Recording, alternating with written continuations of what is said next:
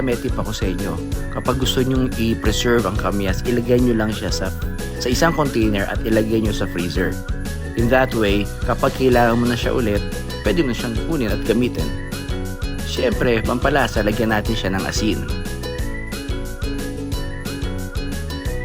Ito naman ay optional, niligyan ko siya ng magic sarap. Pero siyempre, pampasarap siya. Magic sarap, bikinimen.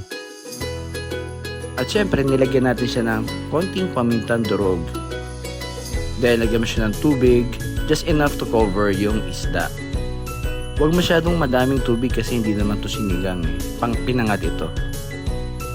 Then ganoon lang kadali. You just have to simmer it for around 10 to 15 minutes.